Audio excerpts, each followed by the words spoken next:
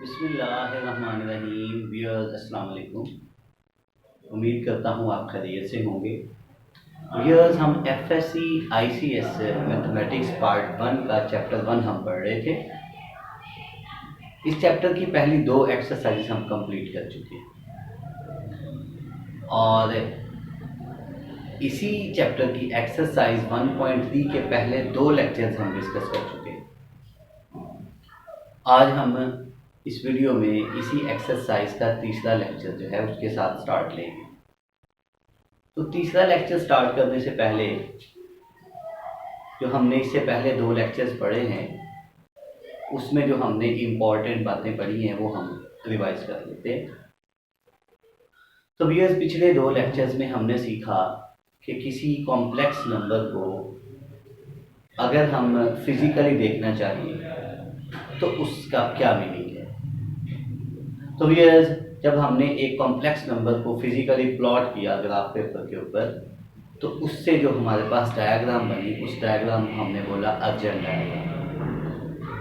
उसके बाद हमने कहा कि एक कॉम्प्लेक्स नंबर जो है उसकी पोलर फॉर्म क्या होती है और एक कॉम्प्लेक्स नंबर की कार्टेशियन फॉर्म को पोलर फॉर्म में किस तरह से कन्वर्ट किया जाता है।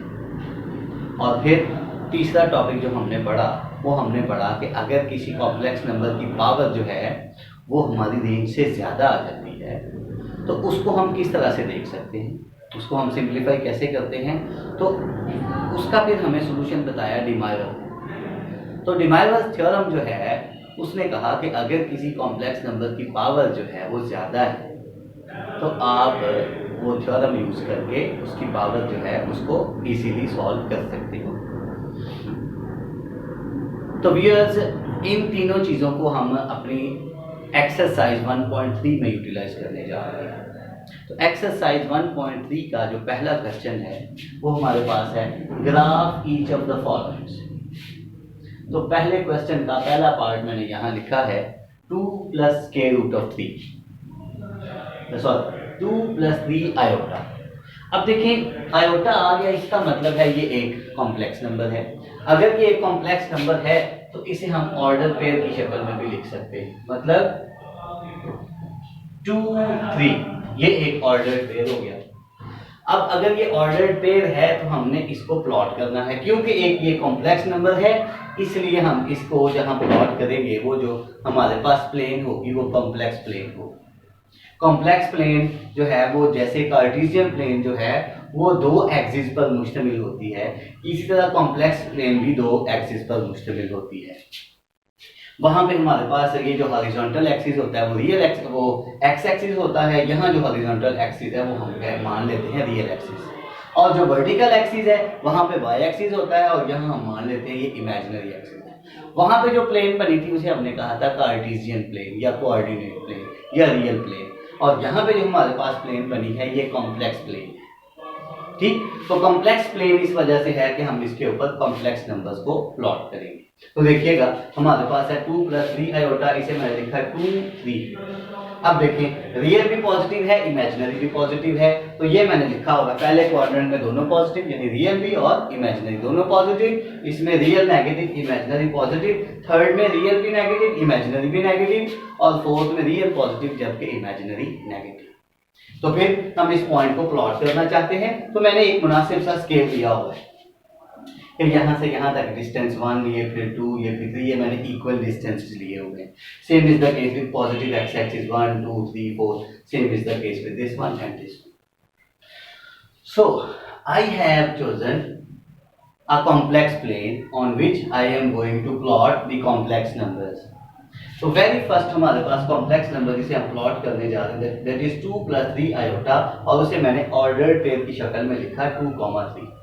ठीक, अब अगर हमने इसे लिखा है तो हम इसे प्लॉट करना चाहते हैं, तो हमारे पास जो रियल है पार्ट है वो 2 है, इसका मतलब हमें रियल एक्सिस के साथ जो है वो 2 स्टेप्स जाना है, यहाँ से यहाँ तक 1, यहाँ से यहाँ तक 2। अब यहाँ पे रुकना नहीं है, हमने इमेजिनरी एक्सिस के साथ 3 स्टेप्स जाना है। तो देखिएगा, the best way is that move towards positive और real axis, positive real axis 2 steps ahead 1 and 2। अब आप देखिए y एक्सिस यानी इमेजिनरी एक्सिस के अलोंग हमने जाना 3 स्टेप्स, तो यहाँ पे 1, यहाँ पे 2, यहाँ पे 3। So this must be your required point. ठीक, तो ये वाला हमारा पॉइंट है जिसके ऊपर आप देखिए रियल एक्सिस के ऊपर हम 2 स्टेप्स आ चुके हैं और इमेजिनरी एक्सिस के ऊपर हम 3 स्टेप्स आ चुके हैं। अगर आप फर्दर देखना चाहिए तो यहाँ से आप एक परपेंडिकुलर प्लॉट करते हैं एक्स एक्सिस के ऊपर यानी रियल एक्सिस के ऊपर, और यहाँ से आप परपेंडिकुलर प्लॉट करते हैं इमेजिनरी एक्सिस के ऊपर। ठीक, तो ये देखिएगा इसके ऊपर आप सामने आप खड़े होकर देखोगे तो आपको रियल एक्सिस पे 2 नजर आएगा, और अगर आप इधर सामने खड़े होकर देखोगे तो आपको इमेजिनरी एक्सिस पे 3 नजर आएगा। इट मींस रियल एक्सिस पे हम 2 स्टेप्स पे हैं और इमेजिनरी एक्सिस पे हम 3 स्टेप्स पे हैं। तो this is your required complex number on the complex number, और हम कहेंगे कि इस कॉम्प्लेक्स नंबर की अर्जेंट है। ठीक, ये पहला पार्ट था। अब सेकंड पार्ट देखिएगा। सेकंड पार्ट में हमें कहते हैं कि आपने जिसको प्लॉट करना है दैट इज 2 - 3 आयोटा। तो हमें पता है हम इसको ऑर्डर पेयर की शक्ल में लिखेंगे 2 - 3। अब देखिएगा रियल पॉजिटिव है, इमेजिनरी नेगेटिव है, तो रियल पॉजिटिव यहाँ पे इमेजिनरी पॉजिटिव, यहाँ इमेजिनरी नेगेटिव, तो डेफिनेटली भी फोर्थ क्वाड्रेंट में आएगा। तो 2 स्टेप्स हमें चलना है और रियल एक्सिस के अलोंग, और 3 स्टेप्स हमने जाना है नेगेटिव इमेजिनरी एक्सिस के अलोंग। तो देखिएगा ये 1 2 2 स्टेप्स यहाँ पे आगे। अब हमने पॉजिटिव जो है वो इमेजिनरी एक्सिस पे नहीं जाना, नेगेटिव इमेजिनरी एक्सिस पे जाना है। कितने स्टेप्स? 3 स्टेप्स। तो यहाँ पे देखिएगा फिर 1 2 and 3।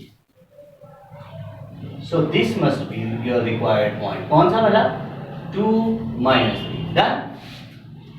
अच्छा, तो अब ये हमारे पास नीड टू से, अब ये पॉइंट जो है ये जो डायग्राम है इस पॉइंट के लिए इसकी अर्जेंट डायग्राम है। डन। अच्छा, अब तीसरा पार्ट देखिएगा।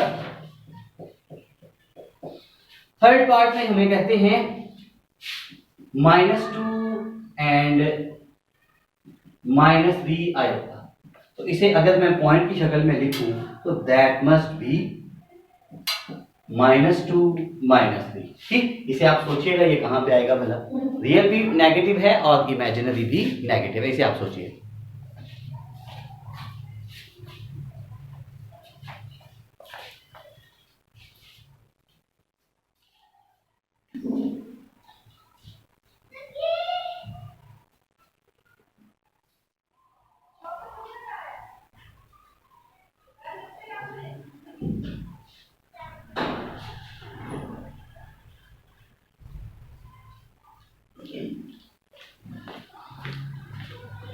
सो व्यूअर्स, आपने इसके बारे में सोचा होगा कि रियल भी नेगेटिव है, इमेजिनरी भी नेगेटिव है, तो डेफिनेटली ये इस क्वाड्रेंट में आएगा। तो फिर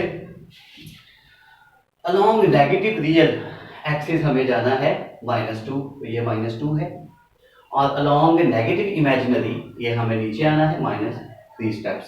तो देखिएगा फिर ये -1, ये -2, और ये -1, यहाँ -2, और यहाँ पे -3। ठीक, तो इस पॉइंट पे आप खड़े होकर देखिए तो आपको इमेजिनरी एक्सिस पे सामने -3 नजर आएगा और रियल एक्सिस पे आपको -2 नजर आएगा। ठीक, तो ये हमारे पास पॉइंट बना -2 - 3। तो ये इसकी अर्जेंट डायग्राम।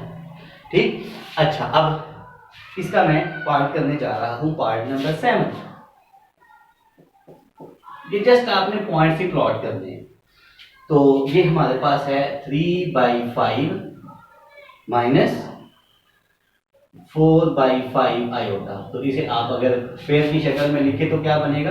3/5 और -4/5। अब देखिए अलोंग रियल एक्सिस हमारे पास है 3/5। 3/5 मीन टू से 5 में से 3, यानी इसको अगर आप पॉइंट्स में ले जाना चाहो तो आपके पास ये बनेगा इनफैक्ट 0.6, और ये बनेगा हमारे पास -0.8। डन।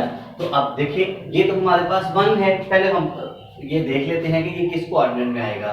रियल पॉजिटिव है और इमेजिनरी हमारे पास नेगेटिव है। ठीक, रियल पॉजिटिव इमेजिनरी नेगेटिव, तो चेक करिएगा real positive imaginary negative definitely fourth में आएगा, क्यों, इसमें रियल पॉजिटिव है हमारे पास, ठीक, और इमेजिनरी नेगेटिव है। अब देखिएगा 0.6 का मतलब कि देखिएगा ये हमारे पास है, यहाँ पे 0.5 है और यहाँ पे 0.6, ठीक, ये हमारा पॉइंट है। और फिर अभी हमने अलोंग इमेजिनरी एक्सिस जाना है नेगेटिव, तो ये -0.8 है, तो यहाँ -0.5 है, यहाँ -0.6, यहाँ -0.7, यहाँ -0.8, तो ऑलमोस्ट ये हमारे पास ये पॉइंट सही। तो आप अगर इसको सिर्फ अलग से करना चाहो तो आप ये जो आपका स्केल है इसे आप बड़ा भी कर सकते हो। मीन टू से यहाँ से यहाँ तक आप 1 रख लो, यहाँ से यहाँ तक आप -1 रख लो, यहाँ से यहाँ तक आप माइनस, तो फिर आपके लिए इजी हो जाएगा। आप स्केल जो है वो 0.1, 0.2, 0.3 के हिसाब से ले ले। मैंने तो एक ही मतलब कॉम्प्लेक्स प्लेन के ऊपर सारे प्लॉट कर दिए ना, तो आप जो है वो सेपरेट भी कर सकते हो, ठीक। लेकिन एक क्वेश्चन के लिए एक ही कॉम्प्लेक्स प्लेन काफी है, उसके ऊपर आप सारे प्लॉट कर सकते हो, ठीक। तो यहाँ मेरे पास फिर आ जाएगा ये इनफैक्ट 3/5 एंड -4/5। होप आपने ये अंडरस्टैंड किया हो, ठीक। अगर आप यहाँ पे खड़े होकर देखेंगे तो रियल एक्सिस के ऊपर आपको 0.6 नजर आएगा, ठीक। और अगर आप इमेजिनरी एक्सिस पे देखोगे तो आपको -0.8 नजर आएगा, ठीक। होप आपने ये अंडरस्टैंड किया होगा। अब हम चलते हैं क्वेश्चन नंबर 2 पे। आई थिंक आपने अंडरस्टैंड किया है, इसे अच्छे से देख लें। तो कॉम्प्लेक्स नंबर्स को प्लॉट करना और कोऑर्डिनेट्स को प्लॉट करना काम सेम है। फर्क क्या है, इसे हम एक्स एक्सिस के बजाय रियल एक्सिस कहते हैं, इसे हम इमेजिनरी एक्सिस वाई एक्सिस के बजाय इमेजिनरी एक्सिस कहते हैं, बाकी काम सेम है। डन, तो इसे मैं इरेज करने जा रहा हूं। Question number 2।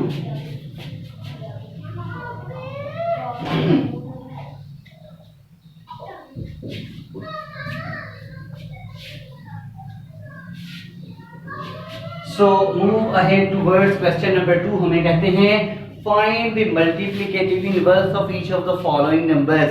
ये इनफैक्ट जो टॉपिक है ये पिछली एक्सरसाइज का है, कुछ क्वेश्चन उसने यहाँ पे दिए हैं तो डेफिनेटली हमें यहाँ पे करना पड़ेंगे। तो मैं इसका सिर्फ पार्ट नंबर 3 करने जा रहा हूँ। क्वेश्चन नंबर 2 का part number 3, I need to have multiplicative inverse. Question number 2 and its part number 3, I need to have multiplicative inverse of -3 -5 iota। इसका हमें मल्टीप्लिकेटिव इनवर्स चाहिए। मैंने बताया था एडिटिव इनवर्स के लिए साइन चेंज और मल्टीप्लिकेटिव इनवर्स के लिए पावर्स के साइन चेंज। मीन टू से multiplicative inverse of -3 -5 iota is 1/-3 -5 iota। Done.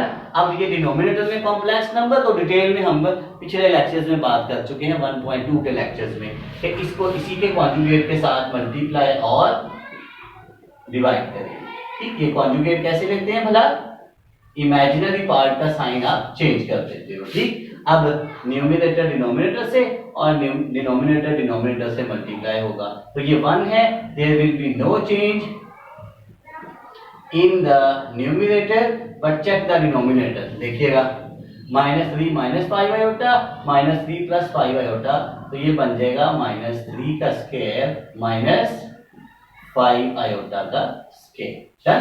तो a - b * a + b = a² - b² formula हमने यूज किया।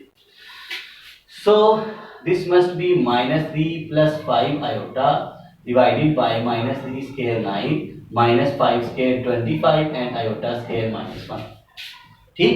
तो ये हमारे पास बना -3 + 5 iota डिवाइडेड बाय 9 + 25, ठीक। तो ये हमारे पास बना -3 + 5 iota divided by 25 + 9 that must B 34। तो इसे आप सेपरेट कर लें, -3/34 + 5/34 iota। So this is the multiplicative inverse of this। So much simple। इसकी डिटेल आप देखना चाहिए तो आप एक्सरसाइज 1.2 में फर्दर जाके देख सकते हैं, लेकिन आई डोंट थिंक ये इशू है। So we are moving towards question number 3, that is also related to questions of exercise 1.2. इसमें क्या है बोला, क्वेश्चन नंबर हम 3 पे जा रहे हैं. क्वेश्चन नंबर 3 क्वेश्चन नंबर 3 में कहते हैं सिंप्लीफाई. क्वेश्चन नंबर 3 सिंप्लीफाई हमने करना है. वेरी फर्स्ट पार्ट इसका है iota raise to power 101. Mean to से सिंप्लीफाई करने का यहां मतलब होगा आयोटा की पावर रिड्यूस करें. तो हमें जो शॉर्टेस्ट पता है वो है आयोटा स्केयर -1 होता है. अब यहाँ आयोटा की पावर 101 है तो हम इसे यूं लिख लेते हैं, आयोटा की पावर 100 इंटू आयोटा. क्यों? सिमिलर नंबर्स मल्टीप्लाई हो तो पावर्स ऐड होती है. अब इसे मैंने क्यों लिखा इवन, इसे मैं लिख सकता हूं आयोटा स्केयर की पावर 50 इंटू आयोटा. इसे मैंने ऐसे क्यों लिखा, मुझे क्योंकि पता है आयोटा स्केयर जो है उसकी वैल्यू मेरे पास है, इसलिए मेरा अल्टीमेट जो है वो यही था कि मैंने आयोटा स्केयर बनाना है, वो मैंने बना लिया. सो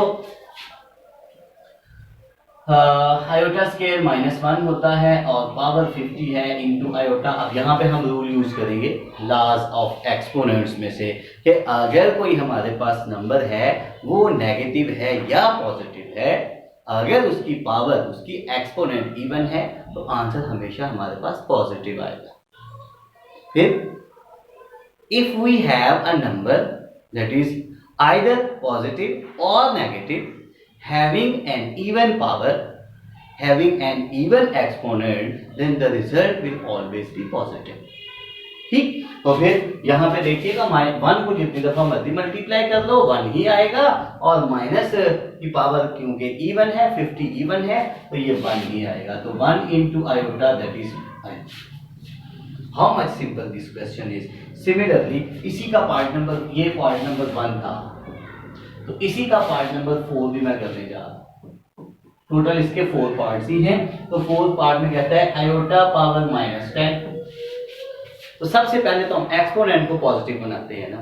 एक्सपोनेंट को पॉजिटिव बनाने के लिए हमारे पास आएगा that must be equal to 1 over iota raise to power 10. अब पावर ऑलरेडी इवन है बट आयोटा को सिंप्लीफाई करने के लिए आयोटा स्केयर की पावर 5 लिखना पड़ेगा. क्यों? 2 and 5, 2 5s are 10 हो जाएगा.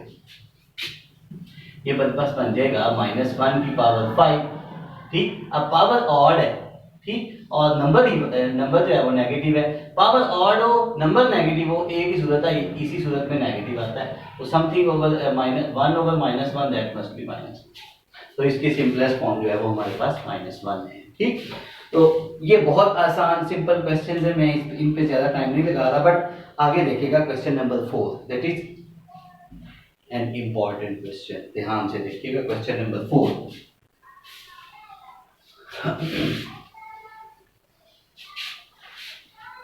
क्वेश्चन नंबर 4 क्या कहते हैं, प्रूव दैट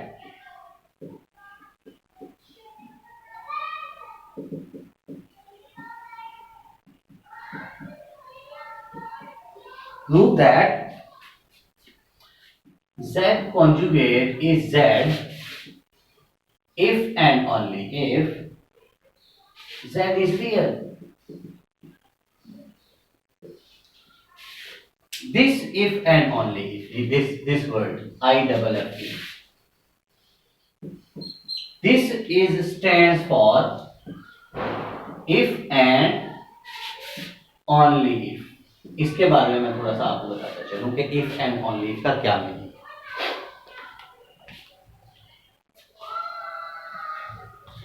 तो जब भी इफ IFF इफ आ जाए उसका मतलब है इफ एंड ओनली इफ. अब उसका मीनिंग ये होगा कि आपको इस इफ एंड ओनली से पहले भी एक स्टेटमेंट गिवन है, इस इफ एंड ओनली के बाद भी एक स्टेटमेंट गिवन है. आपने क्या करना होगा, एक स्टेटमेंट को सही मान लेना है, दूसरी को प्रूव करना है, फिर दूसरी को सही मान के पहली प्रूव करनी है. बात फॉलो करें. Whenever you have if and only if in any of the statements, what will you do? पहले तो बात ये है, you must be given 2 statements, one before if and only if and one after if and only if.